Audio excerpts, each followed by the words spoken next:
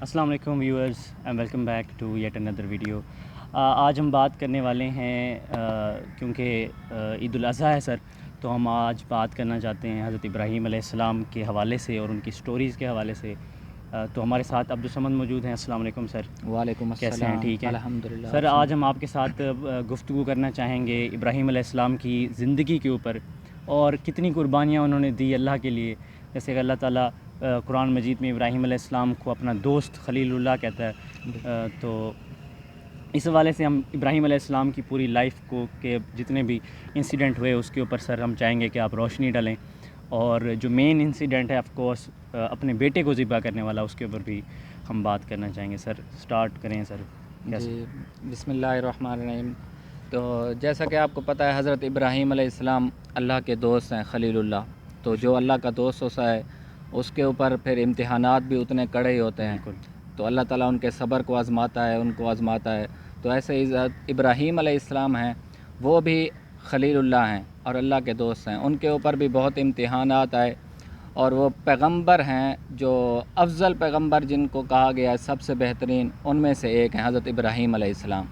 کیونکہ ان کو یہودی بھی مانتے ہیں، عیسائی بھی مانتے ہیں، مسلمان بھی مانتے ہیں. تینوں مذاہب جو بڑے ہیں سارے حضرت ابراہیم علیہ السلام کو مانتے ہیں. اور ایک واقعہ ہے نا، حضور پاک صلی اللہ علیہ وسلم سے کسی نے پوچھا کہ کسی نے کہا کہ او بیسٹ آف مین کائنڈ، بہترین مطلب لوگوں میں سے بہترین. تو آپ صلی اللہ علیہ وسلم نے کہا دیٹس ابراہیم علیہ السلام، یہ ابراہیم علیہ السلام. ہاں جی بالکل. تو ان کی وہ ہیوملٹی تھی کہ وہ خود کو نہیں کہنا چاہ رہے تھے، تو انہوں نے سیکنڈ بیسٹ جو ہے ابراہیم علیہ السلام کا ذکر کر دیا. حضرت ابراہیم علیہ السلام کا ذکر کر دے کیونکہ ہمارا دین حنیف جو وہ بھی ان کو کہا گیا ہے، حنیف بھی حضرت ابراہیم علیہ السلام کو. تو ہمارا جو اسلام ہے، اسلام کا جو حضرت ابراہیم علیہ السلام نے یہ دعا کی تھی کہ جو آگے میری نسل آئے گی ان کو دین اسلام اللہ تعالیٰ کو کہا تھا کہ دینا. تو یہ بھی ان کی دعا قبول ہوئی کہ ہمیں دین اسلام ملا. اور آخری نبی کی دعا بھی انہوں نے کی تھی کہ آخری پیغمبر جو ہیں وہ بھی میری نسل سے ہی ہوں. تو وہ بھی حضرت محمد صلی اللہ علیہ وسلم کو حضرت ابراہیم علیہ السلام کی نسل سے بھیجا گیا. بالکل. سر ان کی جو ہے ہم کہانی جو ہے سٹارٹ کرنے لگے ہیں سر. اور جو سب سے پہلے سر یہ جو سب سے پہلے یہ ذکر ہے جو بھی ان کے والد صاحب جو ہے وہ بناتے تھے، بت وغیرہ بناتے تھے سر. حضرت آذر نام تھا میرے خیال میں ان کا. جی. تو وہ بت بناتے تھے اور بیچتے تھے. حضرت ابراہیم علیہ السلام کو شروع سے ہی جو ہے وہ بتوں سے نفرت تھی. بالکل. وہ ہمیشہ ان کے خلاف کرتے تھے، جو بھی کام کرتے تھے ان کو نفرت تھی ان سے. عبادت کرتے تھے. وہ کہتا ہے کیونکہ خدا تو ایک ہی ہے، معبود بالکل ایسے ہی یکتا ہے، ایک ہے. اور جو بت بناتے ہیں یہ لوگ اپنی ہاتھوں سے بنائے ہوئے بتوں سے ان کی پوجا کرتے ہیں، یہ تو خدا نہیں ہو سکتا. بالکل. اس طرح پھر حضرت ابراہیم علیہ السلام نے وہ بتوں کے خلاف چلتے تھے ہر وقت. تو جو ان کے جہاں رہتے تھے اس علاقے میں پھر سال میں ایک بار میلہ لگا کرتا تھا. تو سارے لوگ اس میں جاتے تھے میلے کے اندر. تو ایک جگہ تھی جس میں انہوں نے سارے بت اکٹھے رکھے ہوئے تھے گھر کے اندر. تو جب وہ سارے میلے پہ گئے تو پیچھے حضرت ابراہیم علیہ السلام رہ گئے. تو حضرت ابراہیم علیہ السلام نے کلہاڑا لیا اپنا اور جا کے سب بتوں کو گرا دیا جو انہوں نے رکھے ہوئے تھے. ایک جو بڑا بت تھا ان کا اس کے کندھے پہ جا کے کلہاڑا رکھ دیا تاکہ وہ واپس آئیں تو پھر سٹوری چینج ہو جائے، کہیں گے کہ یہ کس نے مارا ہے، کیا ہوا ہے. تو جب ویسے ہی وہ واپس آئے دیکھا انہوں نے سب بت گر گئے ان کے، ایک کھڑا ہوا ہے. سب حیران رہ گئے کہ یہ کیا ہو گیا، آج بت تو ہمارے گر گئے، کس نے یہ حرکت کی ہے ہمارے خداؤں کے ساتھ.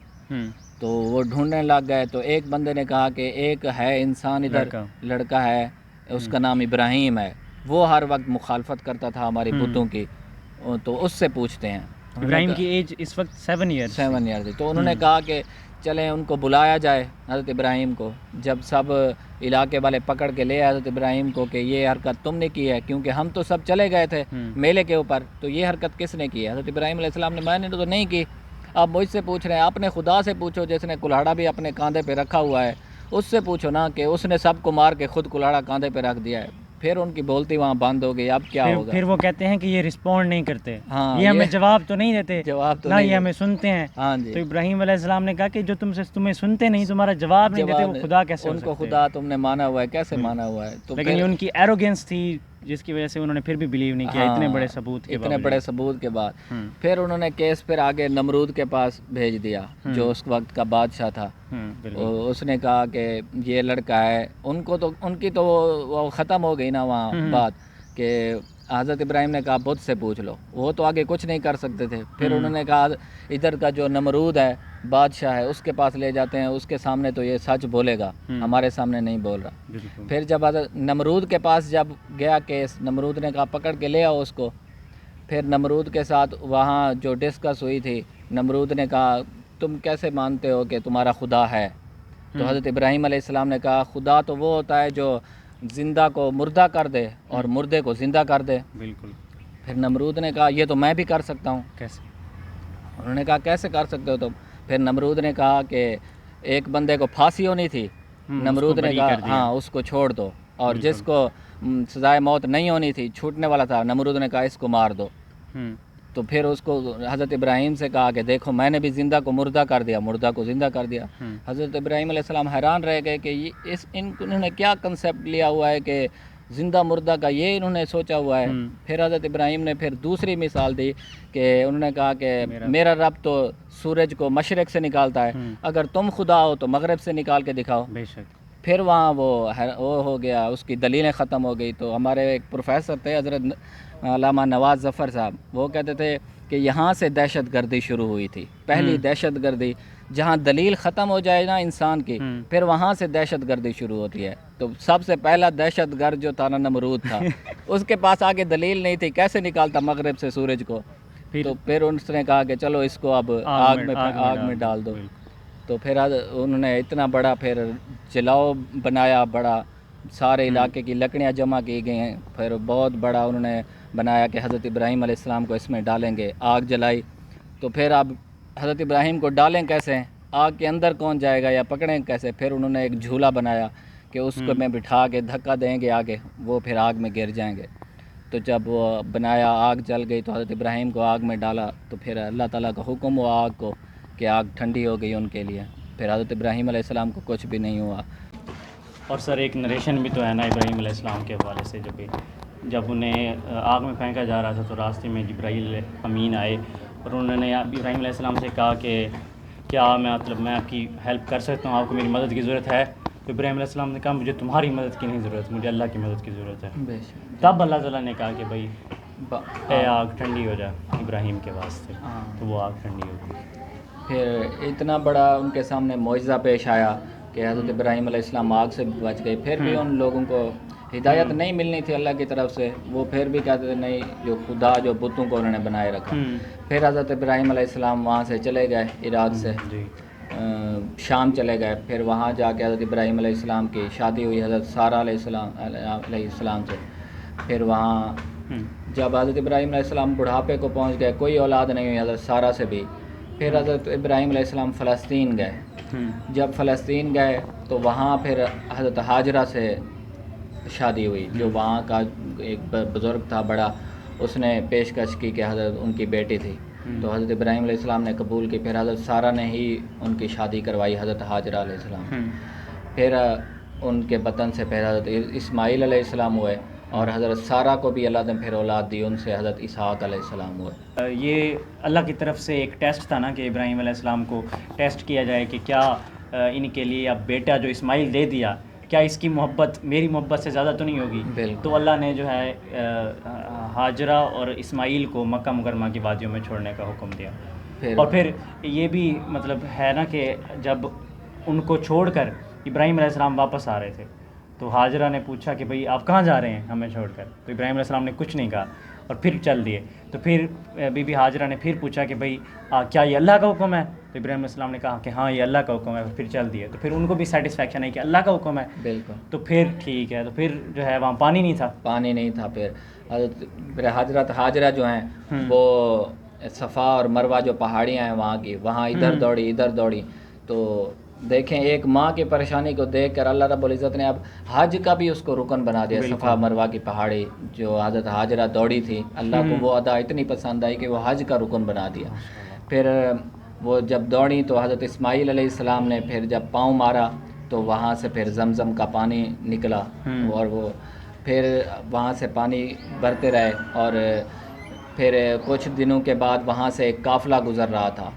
تو وہ قافلے والے رکے، دیکھا پانی تھا وہاں، تو حضرت حاجرہ سے انہوں نے اجازت لی کہ ہم یہاں کچھ دن رہ سکتے ہیں کیونکہ ہم نے ٹریولنگ کرنا، آگے پانی نہیں ہے، ہمارا ختم ہو گیا. تو حضرت حاجرہ نے اجازت دے دی. پھر وہاں سے ان کی آباد کاری شروع ہوئی مکہ کی. پھر لوگ آتے تھے، رہتے تھے، کیونکہ جہاں پانی ہوتا ہے وہیں سے آبادی شروع ہوتی ہے، اور پانی ان کا زمزم مل رہا تھا. کمنگ ٹورڈز لاسٹ اسٹوری سر، جب اب اسماعیل علیہ السلام جب بڑے ہو گئے تو اب جو بیٹا جو 76 سالوں کے بعد جو ایک باپ کو ملا ہے اس کی محبت تو دل میں ہوتی ہے، تو اللہ تعالیٰ اگین ٹیسٹ کرنے جاتے ہیں ابراہیم کو. بالکل. اللہ تعالیٰ قرآن میں بھی کہتے ہیں نا کہ سب سے زیادہ جو میں نے ٹیسٹ کیے ہیں وہ ابراہیم علیہ کے ساتھ کیے السلام. ہیں. تو ابراہیم کو کہا کہ بھائی، اب کہا بھی نہیں، خواب آیا کہ بھائی وہ بیٹے کو ذبح کرے، اور انبیاء کے خواب سچے ہوتے ہیں. بالکل.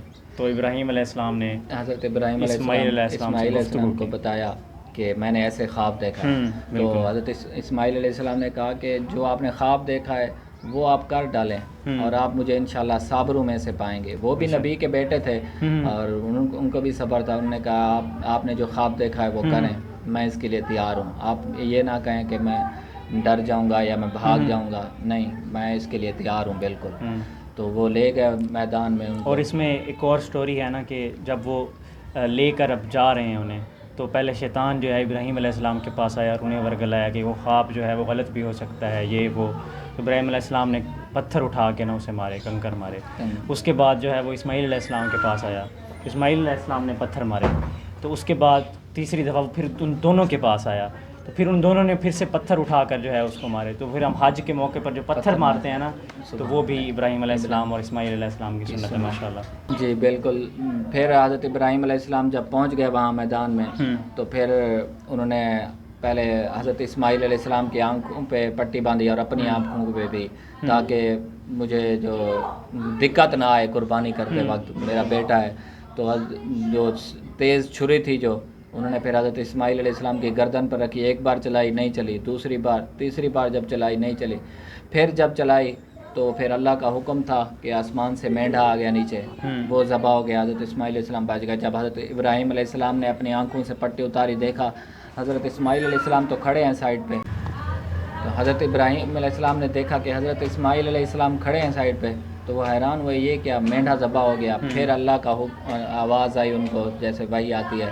تو اللہ نے کہا کہ آپ نے اپنا خواب سچ کر دکھایا، میں نے بس یہی دیکھنا تھا. تو حضرت اسماعیل علیہ السلام کی جو قربانی ہے اس کا فدیہ کر دیا گیا ہے اس دمبے کے ساتھ. بالکل. تو اللہ تعالیٰ قرآن میں بھی فرماتا ہے نا کہ ابراہیم علیہ السلام کے وقت جو یہ آزمائش آئی، یہ مطلب بہت بڑی آزمائش، اللہ تعالیٰ کہتا ہے کہ میں نے جو ہے یہ ہوتی بھی، دیکھیں اولاد کو ذبح کرنا اتنی بڑی، اور اتنے عرصے کے بعد اولاد ہو، اور وہ لاڈلی کتنی ہوتی ہے، پیاری کتنی ہوتی ہے. حضرت ابراہیم علیہ السلام نے وہ بھی قربان کر دیا. اور یہ مطلب قربانی کا ایسنس کیا ہے، ہم ایسنس بتا دیں گے. کیا قربانی، اب ہم نے لوگوں نے صرف یہ دیکھ لیا کہ بھائی ہاں بکرا ذبح کرنا ہے، اس کے پیچھے کیا انٹینشن کیا ہونی چاہیے، نیت کیا ہونی چاہیے؟ نیت یہی ہونی چاہیے کہ اللہ کی راہ میں قربانی کرنی ہے. حضرت ابراہیم علیہ السلام کی یاد منانی ہے. انہوں نے اللہ کی راہ پہ ہی جو ذبح کر رہے تھے اولاد کو اپنی، اللہ کے نام. میں نے کہیں سنا تھا کہ قربان وہ چیز کی جاتی ہے جو آپ کو محبوب ہو.